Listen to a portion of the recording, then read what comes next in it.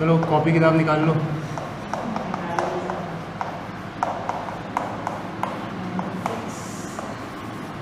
तो नया चैप्टर शुरू करते हैं आज, काइनेमेटिक्स। काइनेमेटिक्स क्या है?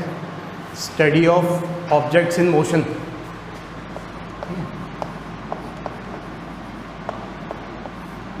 तो इससे रिलेटेड दो चैप्टर्स हैं हमारे मेनली। पहला चैप्टर है जो अभी हम पढ़ना शुरू करेंगे, मोशन इन वन डायमेंशन।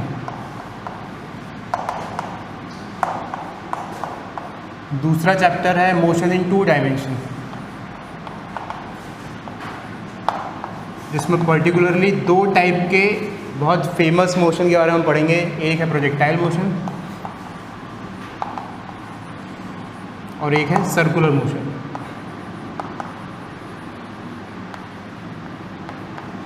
तो अभी तो बस हम मोशन इन 1D से रिलेटेड कुछ कुछ चीज़ें समझेंगे।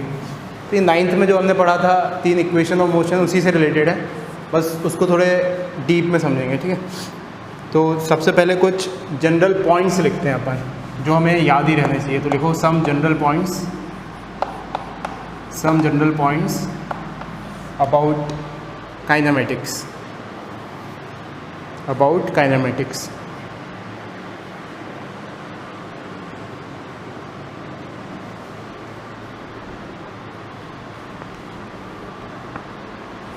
ठीक है, तो पहला पॉइंट इसमें, कोई भी ऑब्जेक्ट जहाँ भी ट्रैवल कर रहा है उसकी वेलोसिटी का डायरेक्शन उस मोमेंट पर जिस तरफ वो ट्रैवल कर रहा है उधर ही होगा। जैसे फॉर एग्जांपल किसी ने बाइक ट्रैवल की और हमने उसका मैप देखा कि वो कुछ ऐसा गया है, तो किसी पॉइंट पर यहाँ टॉप व्यू देख रहे हैं ना, ये रोड है और ऐसे बाइक ट्रैवल करके गई है।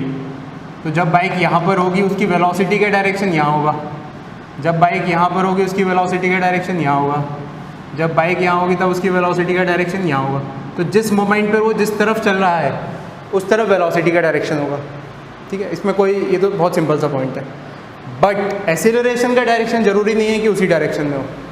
एक्सीलरेशन इस पॉइंट पर हो सकता है कुछ रैंडम डायरेक्शन में हो, ज़रूरी नहीं है कि टेंजेंशियल डायरेक्शन में हो, है ना। इस बात को याद रखना है।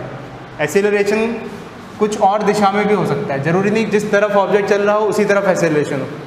जैसे इसको फेंका अगर ऊपर, तो जब ये ऊपर जा रहा है तो वेलोसिटी का डायरेक्शन ऐसा है, लेकिन एक्सीलरेशन हमें पता है नीचे लग रहा है, ग्रेविटी की तरफ, है ना। तो लिखो ज़रा इसको, पहले पॉइंट को, direction of velocity is in the direction of motion. Direction of velocity is in the direction of motion. Direction of velocity is in the direction of motion. But direction of acceleration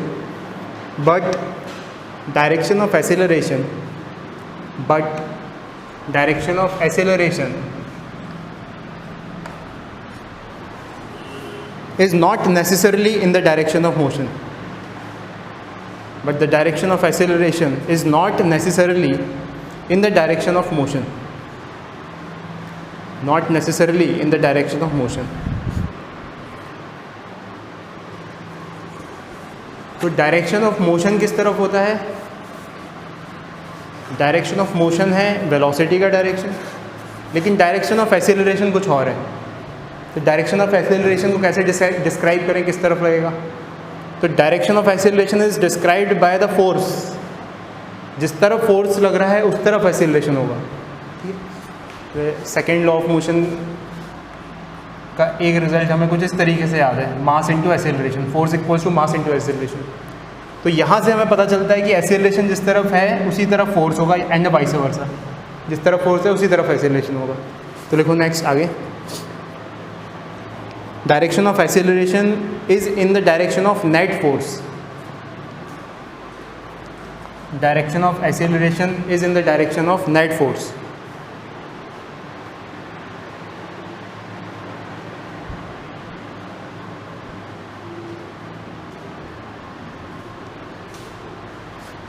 ठीक है, अच्छा, मतलब किसी ने अगर हमको ऐसी information दी कि कोई ऑब्जेक्ट ईस्ट की तरफ जा रहा है, तो इससे हमें क्या कंक्लूजन मिलेगा कि वेलोसिटी तो ईस्ट की तरफ है, लेकिन एक्सीलरेशन के बारे में कुछ नहीं पता चल रहा है ना।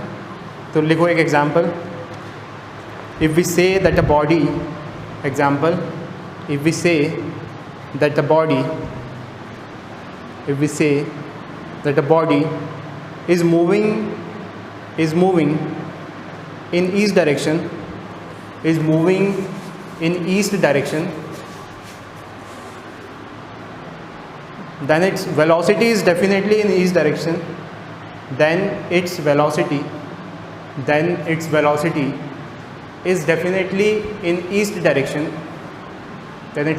is definitely in east direction, but we cannot say anything about the direction,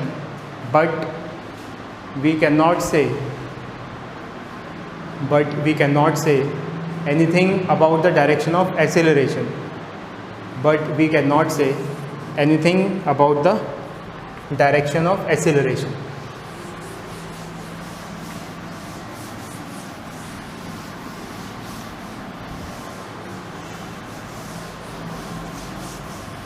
So direction of motion gives the direction of velocity, but direction of acceleration पता नहीं चलता. एक्सेलरेशन फोर्स से पता चलेगा, जो हम बाद में देखेंगे. ठीक है. अच्छा, मोशन इन वन डायमेंशन का क्या मतलब है? Motion in straight line. अगर कोई स्ट्रेट लाइन में चल रहा है तो मोशन इन वन डायमेंशन की कैटेगरी में आ जाएगा. तो लिखो second point, motion in a straight line is called 1D motion. Motion in a straight line is called 1D motion.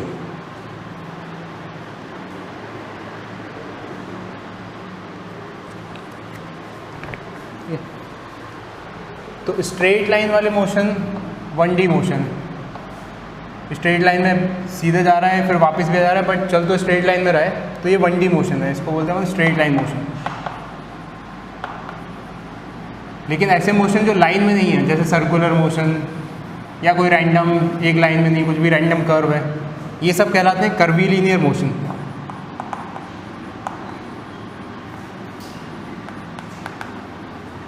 ठीक है, these are called curvilinear motion.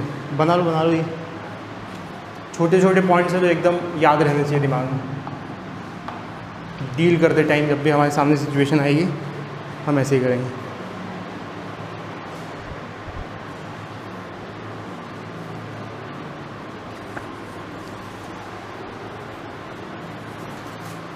तो मोशन का path देखकर हम वेलोसिटी बता सकते हैं. जैसे ये अगर पाथ ऑफ मोशन है और इस पॉइंट पे वेलोसिटी बताना है तो वो टेंजेंशियल डायरेक्शन में होगी. ये पाथ ऑफ मोशन है, यहाँ पर वेलोसिटी बताना है तो वो टेंजेंशियल डायरेक्शन में होगी. स्ट्रेट लाइन में तो जो लाइन है वही टेंजेंट है. ठीक है, तो लिखो next point, direction of velocity at any point, direction of velocity at any point on a curvilinear path is tangential to the path.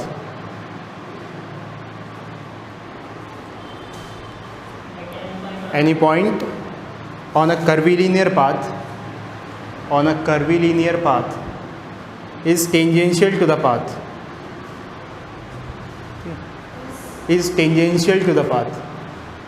Is tangential. Tangent मतलब जानते हो तुम लोग, है ना? Tangential to the path.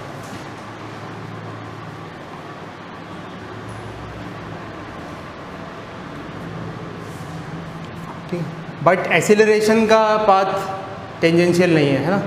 कभी भी क्रॉस कनेक्शन मत कर लेना. तो अगर पाथ देख के हमें टेंजेंट तो बता सकते हैं किसी पॉइंट पर, इसका मतलब वेलोसिटी के डायरेक्शन बता सकते हैं. एक्सेलरेशन के लिए ऐसा कुछ डेफिनेशन नहीं है कि टेंजेंशियल ही होगा, कहीं भी हो सकता है, वो पता नहीं हमें.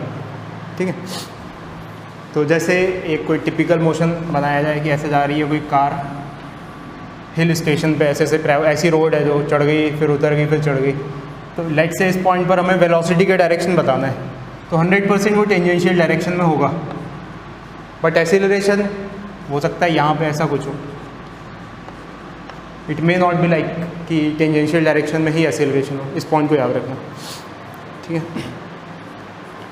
अच्छा, अब वेलोसिटी कम होगी किसी ऑब्जेक्ट की, बढ़ेगी या उतनी ही रहेगी, ये एक्सीलरेशन पर डिपेंड करती है ना. So how is acceleration defined, ये हमें सबको पता है. Acceleration is defined rate of change of velocity. तो अब हम इसको मैथमेटिकली मतलब कि ज्योमेट्रिकली समझेंगे कि वेलोसिटी बढ़ेगी या घटेगी, ये कैसे डिसाइड करें. तो वेलोसिटी का डायरेक्शन अगर एसेलरेशन के डायरेक्शन के साथ ऑब्ट्यूज एंगल बना रहा है, ऑब्ट्यूज नहीं, सबसे पहले एक्यूट। अगर वेलोसिटी और एसेलरेशन एक्यूट एंगल बना रहे हैं तो वेलोसिटी बढ़ेगी, ठीक है। और अगर ऑब्ट्यूज एंगल बना रहे हैं वेलोसिटी और एसेलरेशन तो वेलोसिटी कम होगी। और अगर परपेंडिकुलर है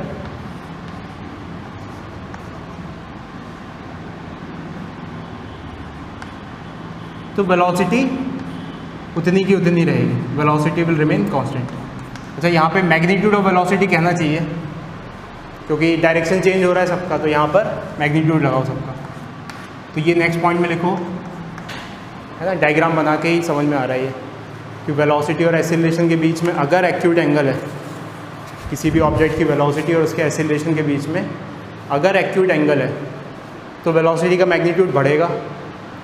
अगर ऑब्ट्यूज एंगल है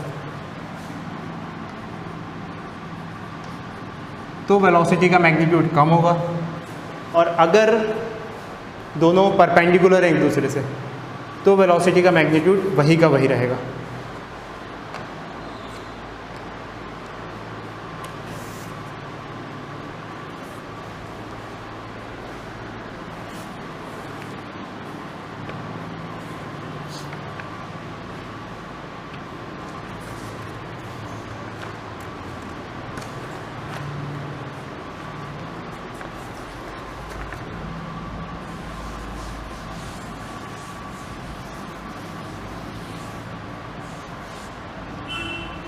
इसको समझ भी सकते हैं,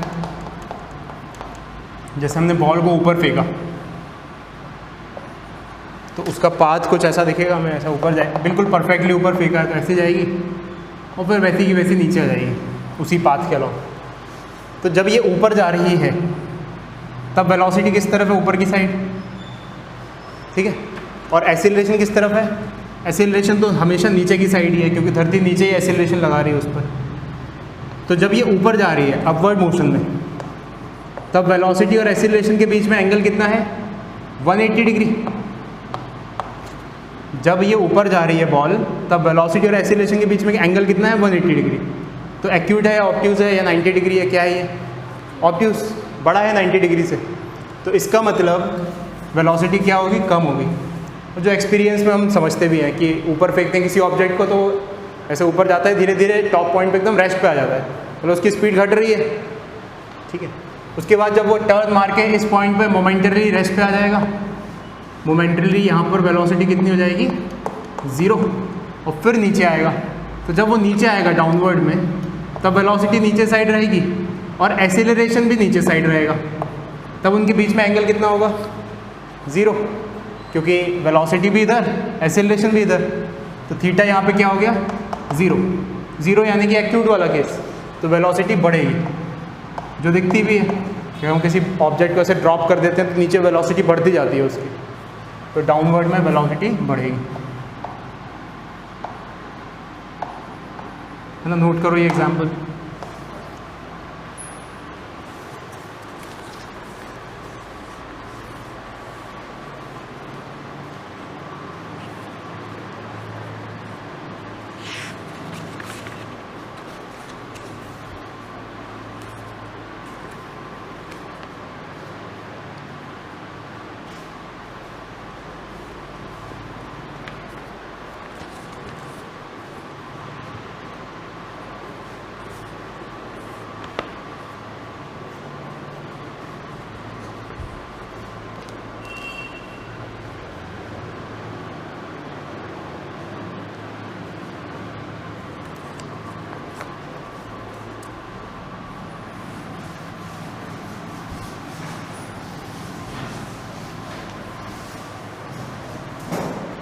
एक क्वेश्चन सॉल्व करते हैं। Velocity of the particle is given at any instant is, किसी इंस्टेंट पर वेलोसिटी दी हुई है उसकी 3i cap plus 4j cap plus 5k cap metre per second.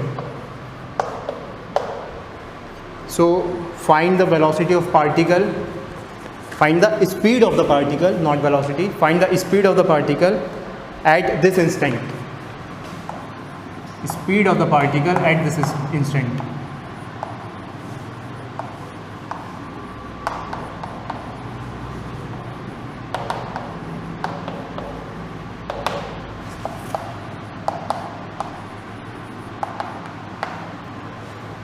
तो कुछ नहीं, स्पीड क्या होता है? स्पीड होता है वेलोसिटी का magnitude. Speed is equal to nothing but magnitude of velocity. इसका मैग्नीट्यूड निकालना है बस, तो वो तो पता है हमें। निकालो क्या आंसर आएगा।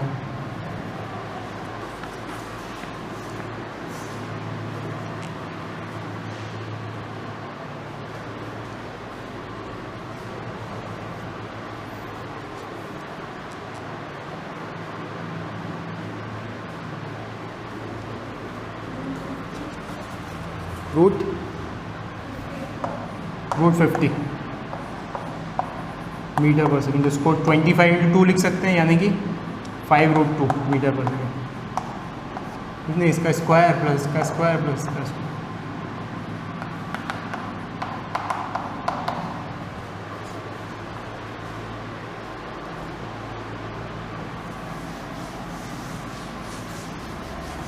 नेक्स्ट क्वेश्चन लिखो। A lift is going up with decreasing speed. A lift is going up with decreasing speed. Lift is going up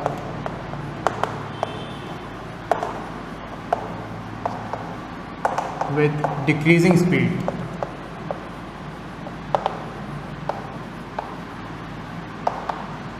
So find the direction of speed, the direction of velocity and acceleration. Find the direction of velocity and acceleration.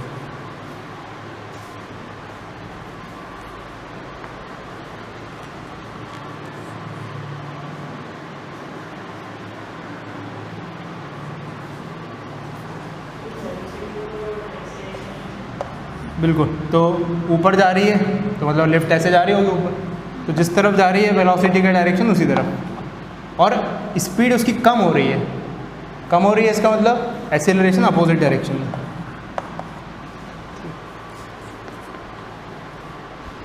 तो velocity का direction is upward and acceleration का direction is downward.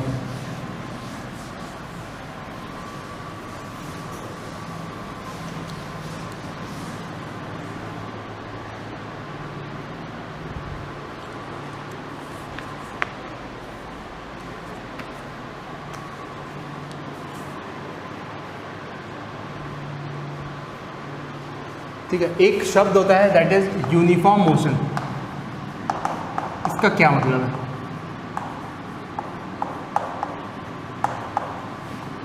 ठीक है, अब इसका मतलब समझते हैं। यूनिफॉर्म मोशन का मतलब है कि वेलोसिटी कांस्टेंट है, वेलोसिटी इज कांस्टेंट। इसका मतलब स्पीड भी कांस्टेंट और डायरेक्शन भी कांस्टेंट। इसका मतलब कि 5 मीटर पर सेकेंड से चल रहा है तो 5 मीटर पर सेकेंड से उसी डायरेक्शन में चल रहा है। अगर डायरेक्शन चेंज हो गया तब तो फिर वेलोसिटी यूनिफॉर्म नहीं रही, है ना। वेलोसिटी यूनिफॉर्म यानी कांस्टेंट, मतलब डायरेक्शन भी सेम वही होना चाहिए और मैग्नीट्यूड भी वही होना चाहिए। तो यूनिफॉर्म वेलोसिटी का क्या मतलब है कि एक ही डायरेक्शन में उसी वेलोसिटी से चलता जा रहा है। तो कैसा मोशन आएगा ये? Straight line motion. कि कहीं पे अगर यूनिफॉर्म मोशन लिखा आ रहा है तो हमें मैथमेटिकल बेस एक चीज़ दिमाग में लानी है कि velocity is constant, which means कि स्पीड भी कांस्टेंट है ना, स्पीड भी कांस्टेंट है और इसका डायरेक्शन भी सेम है, and direction is also constant. इसका अभिप्राय क्या है? अभिप्राय है स्ट्रेट लाइन मोशन।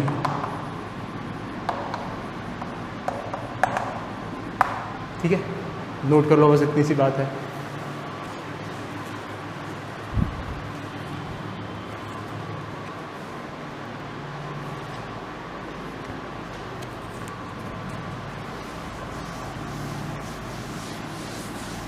तो अगर कोई हमसे सवाल पूछे यूनिफॉर्म मोशन में है कोई बॉडी तो उसका एक्सेलरेशन क्या होगा, तो बताओ। यूनिफॉर्म मोशन में है तो एक्सेलरेशन क्या होगा?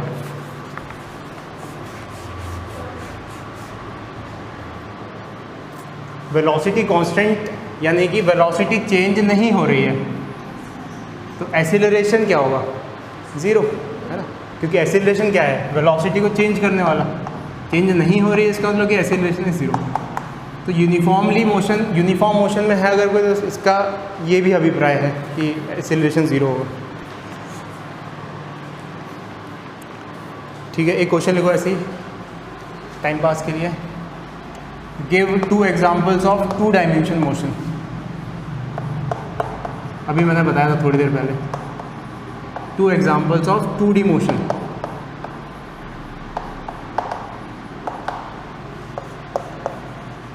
तो क्या आंसर है इसका? एक प्रोजेक्टाइल मोशन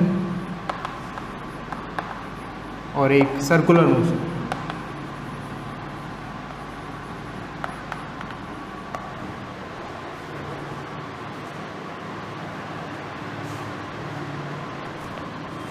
ठीक है, एक और question.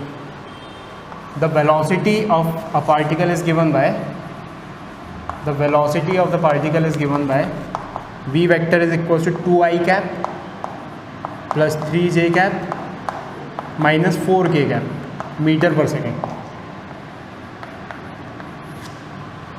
Velocity is 2i cap plus 3j cap minus 4k cap metre per second and its acceleration is 0, and its acceleration is 0। तो हमें बताना है state whether it is 1 dimension motion, 2 dimension motion और 3 dimension motion. 1 dimension, 2 dimension और 3 dimension क्या है ये?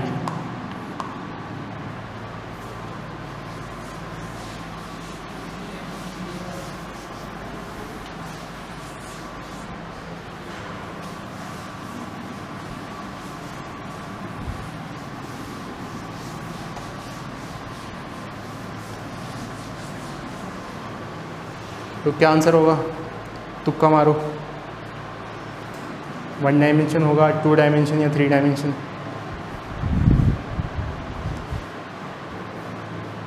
Acceleration 0 का क्या मतलब है?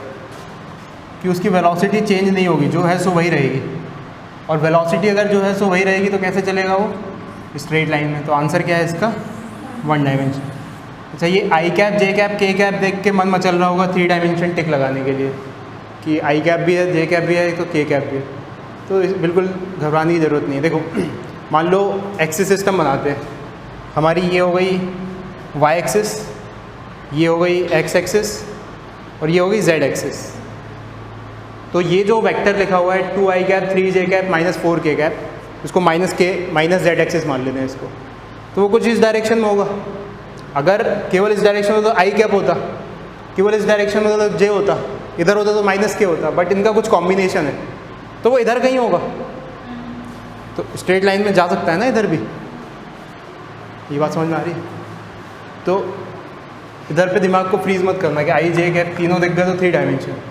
3 डायमेंशन में भी कोई स्ट्रेट लाइन में ट्रैवल कर सकता है। ठीक है,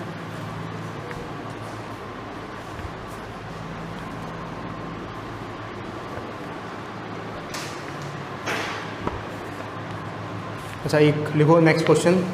projectile motion is a 2 dimensional motion. Projectile motion is a 2 dimensional motion with constant acceleration. Projectile motion is a 2 dimensional motion with constant acceleration. Is it true और फॉल्स? इज इट ट्रू और false?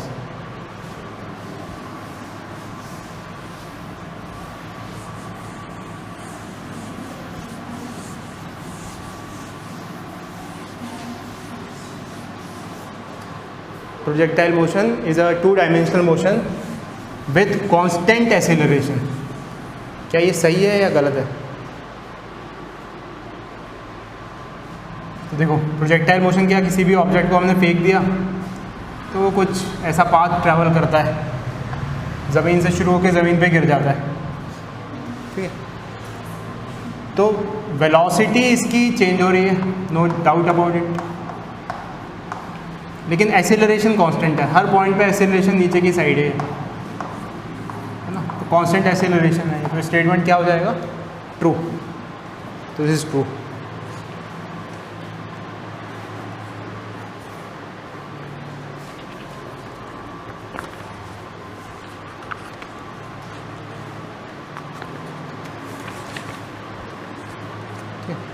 तो ये तो हो गई general discussion kinematics का। अब आ जाते हैं अपन कुछ बेसिक डेफिनेशन पर। कि हम कार्टेशियन सिस्टम में डिस्प्लेसमेंट कैसे डिफाइन करेंगे, एक्सेलरेशन कैसे डिफाइन करेंगे, वेलोसिटी कैसे करेंगे। तो सबसे पहले समझते हैं कि पोजीशन वेक्टर क्या होता है, what is position vector. The main heading is like basic definitions.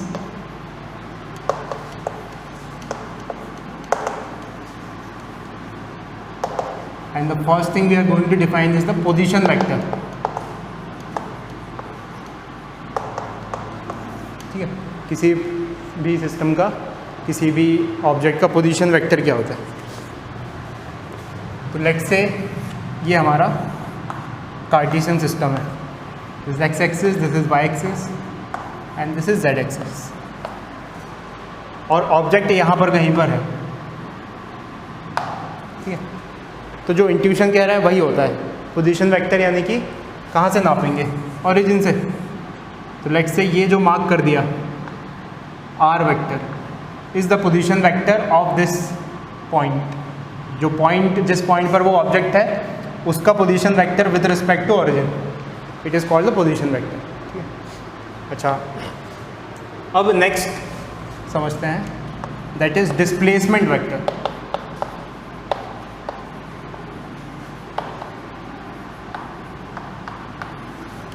देखना बहुत आसान है कि इस पॉइंट से वो डिस्प्लेस हो गए, कुछ यहाँ पहुँच गया, मतलब उसकी पोजीशन चेंज हो गई। इस पॉइंट पर position vector let's say r1 vector था, और इस पॉइंट पर position vector let's say r2 vector है।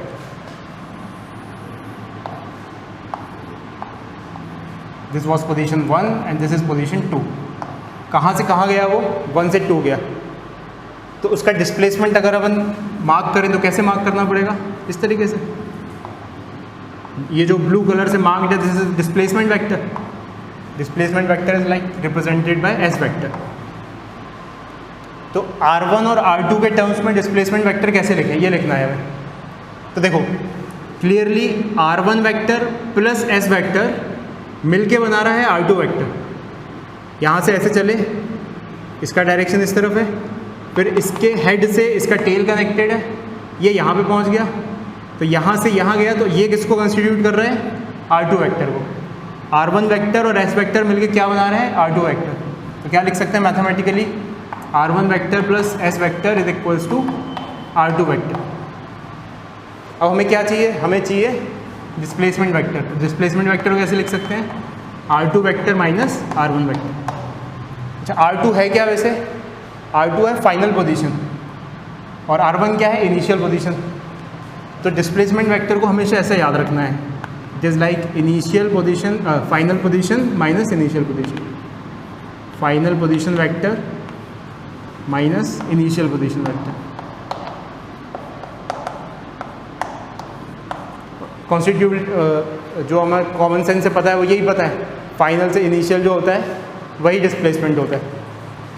तो displacement vector is defined as r final vector minus r initial vector, where r is the position vector, final and initial.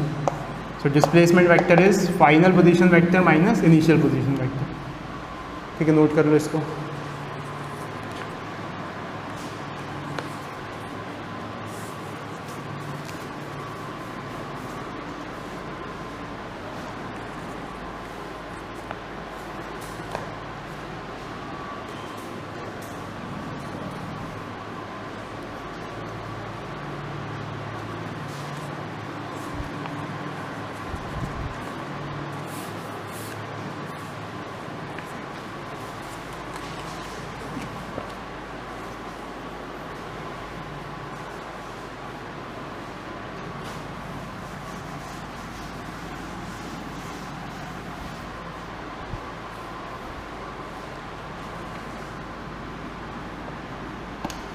ठीक है, एक example, एक ऑब्जेक्ट ऐसे सेमी सर्कुलर पाथ में ए से B तक गया, जिसकी रेडियस है 3 मीटर, सेमी सर्कुलर पाथ में गया, ऐसे ऐसे ऐसे, ऐसे।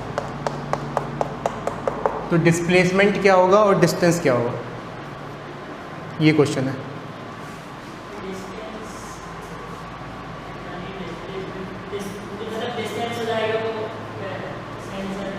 सेमी सर्कल, पेरीमीटर का आधा, सर्कुलर पेरीमीटर का। तो अगर है ना, ये तो हम सबको पता है, डिस्टेंस कितना हो जाएगा पेरीमीटर का आधा, यानी कि 2πr/2 यानी कि πr, यानी कि 3π मीटर्स। ठीक है, और डिस्प्लेसमेंट होगा शॉर्टेस्ट डिस्टेंस बिटवीन दिस, यहाँ से यहाँ तक का, है ना, 6 मीटर्स। तो 6 मीटर्स के साथ साथ डायरेक्शन भी लिखेंगे A to B, क्योंकि डिस्प्लेसमेंट एक वेक्टर क्वांटिटी है और डिस्टेंस एक स्केलर क्वांटिटी। तो मतलब डिस्टेंस और डिस्प्लेसमेंट में हमें अंतर पता है। ठीक है, तो कुछ छोटी छोटी बातें याद रखनी है बस डिस्टेंस और डिस्प्लेसमेंट को लेकर।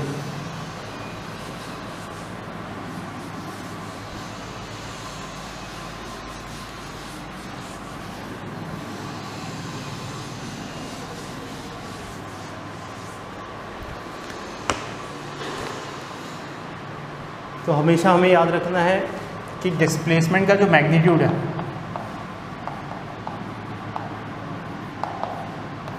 वो हमेशा डिस्टेंस से कम होगा। बराबर हो सकता है एक केस में, बाकी हर केस में कम होगा। वो केस क्या है कि डिस्टेंस और डिस्प्लेसमेंट का मैग्नीट्यूड बराबर हो जाए, डायरेक्शन चेंज ना हो, इसका मतलब स्ट्रेट लाइन में चलता रहे। परफेक्ट। तो अगर स्ट्रेट लाइन में चल रहा है विदाउट चेंजिंग द डायरेक्शन, तब 100% डिस्टेंस और डिस्प्लेसमेंट का डायरेक्ट मैग्नीट्यूड सेम रहेगा। तो एक पॉइंट ये लिखो, नेक्स्ट पॉइंट लिखो, डिस्प्लेसमेंट का magnitude is equals to distance only when it is travelling in a straight line without changing the direction,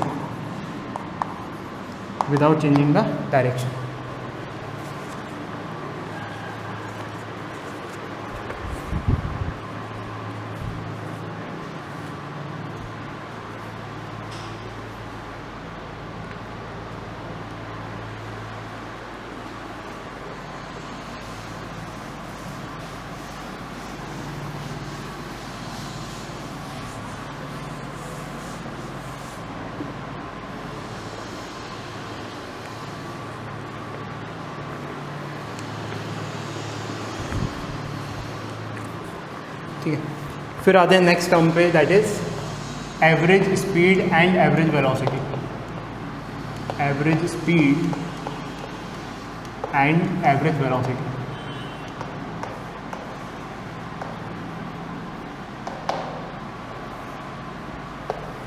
तो इसमें एक बात ध्यान में रखनी है, चाहिए एवरेज हम ऐसा नंबर्स नहीं है ये कि मान लो स्पीड दी हुई है 35 मीटर पर सेकेंड और दूसरी स्पीड दी हुई है 45 मीटर पर सेकेंड, तो तुमसे कहा इनका एवरेज बताना है। तो नंबर ऐसा डेटा की तरह जो डिस्क्रीट नंबर होते हैं वैसे एवरेज निकाल के कितना आ जाता है इसका 30 मीटर पर सेकेंड, है ना। अगर ऐसी बस हमसे बोलते कि 35 और 45 का एवरेज कर दो, तो हम ऐड करके दोनों को 2 से डिवाइड कर दो, 30 आ जाता, 40 आ जाता, 35 और 45 के बीच में 40। लेकिन एवरेज इससे मतलब नहीं, ये इस तरीके से एवरेज डिफाइन नहीं है ये। This is defined for time average. ये डेटा स्टैटिस्टिक्स के थ्रू हम मीन नहीं निकाल रहे हैं, इनका स्टैटिक्स की तरह मीन नहीं निकाल रहे हैं हम। क्या टाइम एवरेज स्पीड निकाल रहे हैं और टाइम एवरेज वेलोसिटी निकाल रहे हैं। तो अगर कोई तुमसे पूछे 35 metre per second 45 metre per second का एवरेज निकाल दो, तो सबसे पहले तुम पूछोगे कि कितनी देर चला ये 35 मीटर पर सेकेंड पे कितनी देर चला, 45 मीटर पर सेकेंड पे कितनी देर चला। जब तक हमें टाइम का आइडिया नहीं है हम एवरेज नहीं बता पाएंगे। ये बात समझ में आ रही है। So it is time average values, not statistics में मीन निकालने वाला। So these are time average.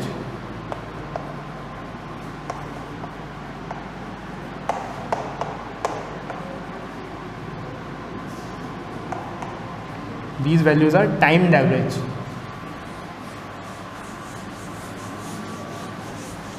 Not algebraic mean and not algebraic mean.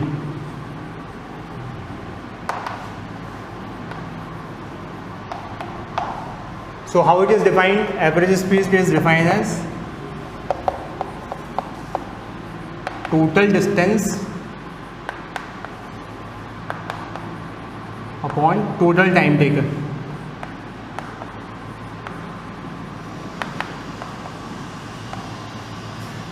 ठीक है, एवरेज स्पीड को इस तरीके से डिफाइन करते हैं। And average velocity is defined as total displacement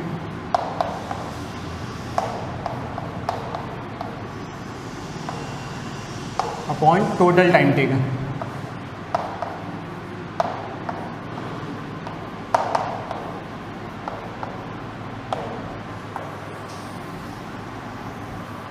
ठीक है, total distance is a scalar quantity, hence average speed is also scalar quantity. लेकिन डिस्प्लेसमेंट एक वेक्टर क्वांटिटी है, तो एवरेज स्पीड भी, एवरेज वेलोसिटी भी एक वेक्टर क्वांटिटी होगा, ये बात याद रखना।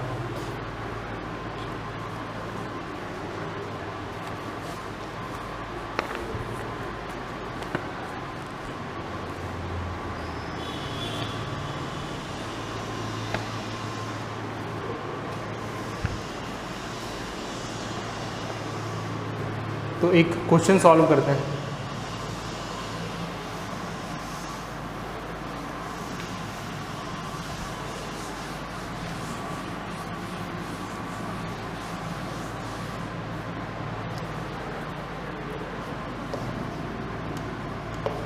एक पार्टिकल है, वो सेमी सर्कुलरली दूसरे डायमेट्रिकली अपोजिट पॉइंट में पहुंच रहा है, ए से बी। ठीक है, and the radius of that semi circle is 10 metres. और इसको यहाँ से यहाँ तक पहुँचने में, ए से बी तक पहुँचने में जो टाइम है वो लग रहा है 1 सेकेंड। ठीक है, so find average speed and average velocity.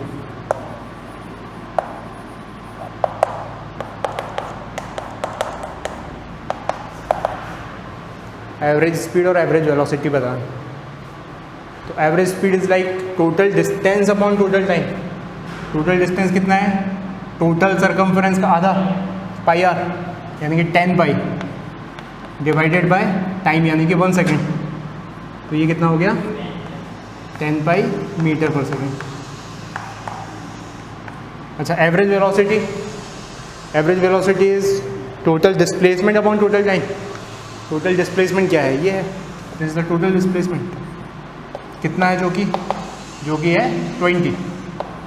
आधी दो रेडियस है, ये आर और आर, डायमीटर, तो 20। तो 20 मीटर, 20/1 मीटर पर सेकेंड। और किस डायरेक्शन में? क्योंकि ये वेक्टर क्वांटिटी है, डायरेक्शन भी लिखना पड़ेगा, ए से बी। आगे बात समझ।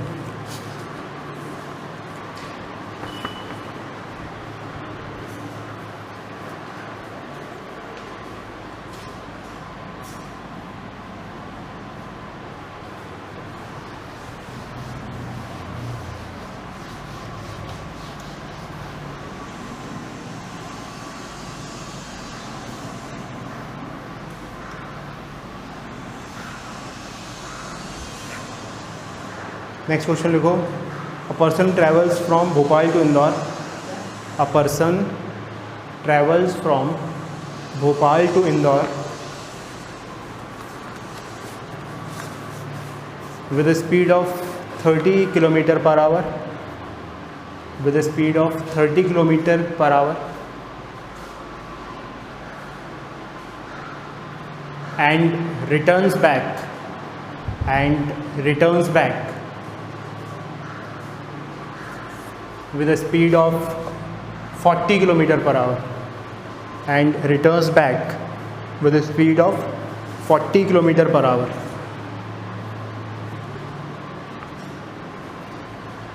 So find his average speed. Find his average speed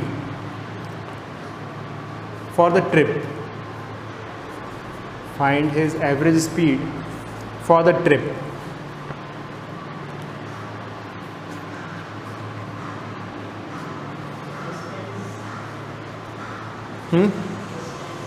distance नहीं दिया। बस इतना बताया कि एक जिस पाथ से वो गया है एग्जैक्टली उसी पाथ से वापस आ गया।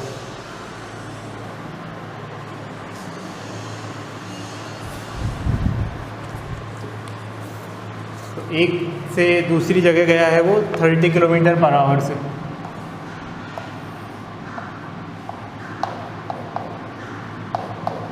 और रिटर्न बैक हुआ है 40 किलोमीटर पर आवर से।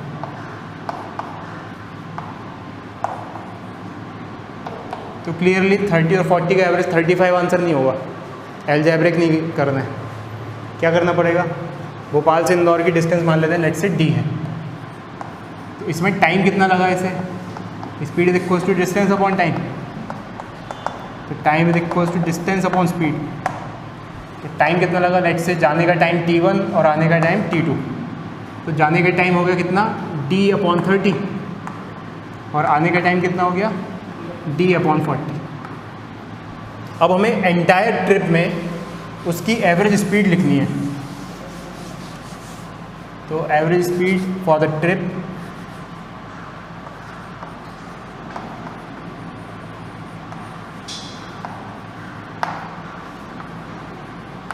Is equals to total distance of the trip divided by total time taken for the trip.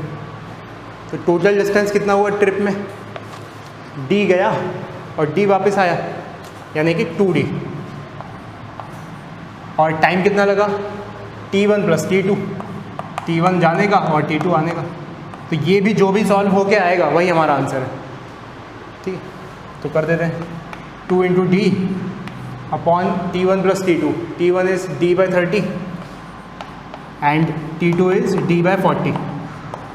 तो इसको कैसे सॉल्व करें, d कॉमन निकल जाएगा डिनोमिनेटर से और ऊपर से कट जाएगा, तो it is 2d upon d common लिया, यहाँ पे आया 1/30 + 1/40, ऐसा करके हमने d से d उड़ा दिया। अब इस डिनोमिनेटर को सॉल्व कर लेते हैं। तो 40, 10 भी कॉमन आ सकता है बाहर निकल के, इसमें से भी 10, इसमें से भी 10, तो 1/3 + 1/4, और 1/10 निकल के जब आएगा बाहर तो 10 ऊपर पहुँच जाएगा तो ये 20 बन जाएगा। तो इट इज़ 20 अपॉन 1/3 + 1/4। अब इसको सॉल्व कर लेते हैं, d से d तो कट गया, तो 20 अपॉन 4 + 3 7, और 3 4 12, तो 7/12, 12 ऊपर पहुंच जाएगा। तो ये आंसर हो गया 240 divided by 7 kilometre per our, जो क्लियरली 35 नहीं है, कुछ और है।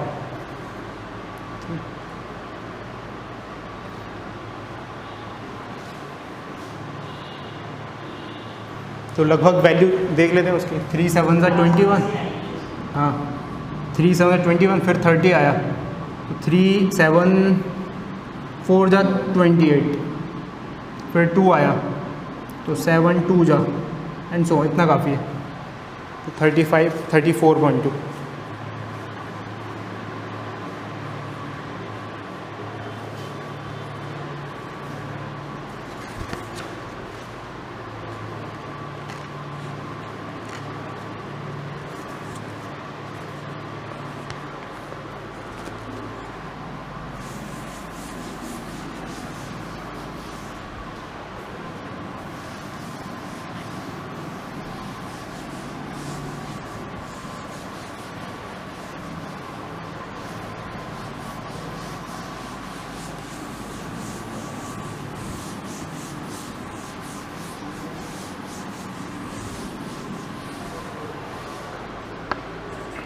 ठीक है, एक और क्वेश्चन करते हैं। देखो, अ table is given below, a table is given below of a particle moving along x axis, of a particle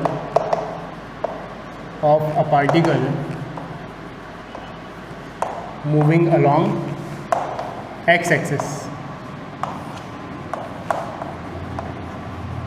The speed of the particle at different times versus the speed of particle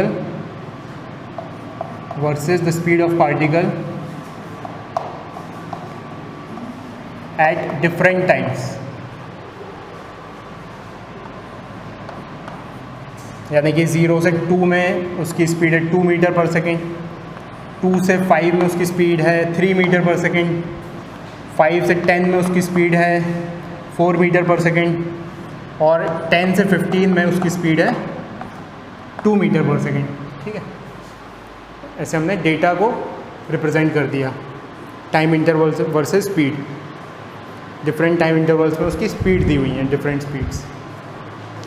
तो हमें बताना है find total distance travelled by the particle, find total distance travelled by the particle and average speed, and average speed.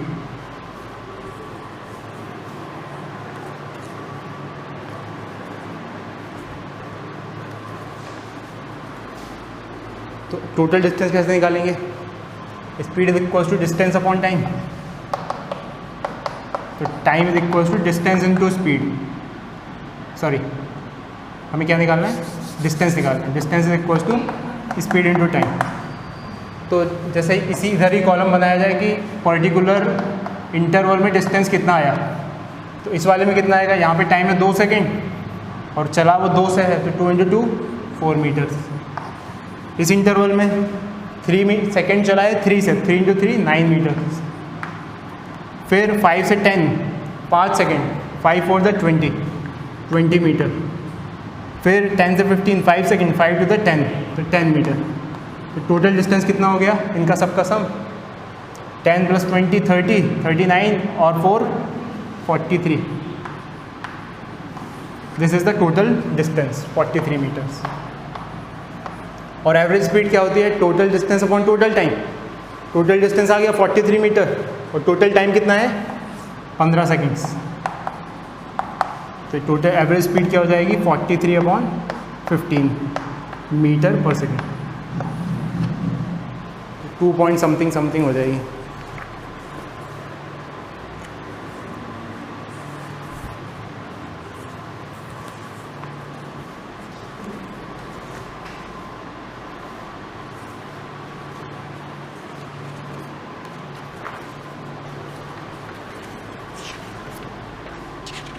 ठीक है, तो इस पे base जो अभी तक हमने पढ़ा उसके बेस पर हमारा होमवर्क है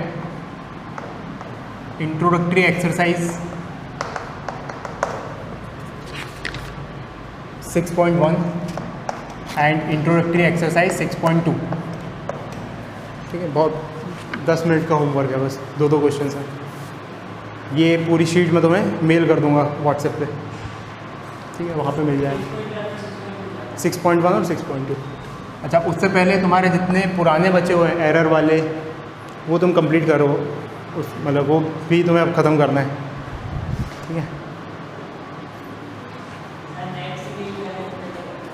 नहीं अभी करो तो बीच में तुम्हें टाइम मिलेगा, कल टाइम मिलेगा, यहीं पे आके करो।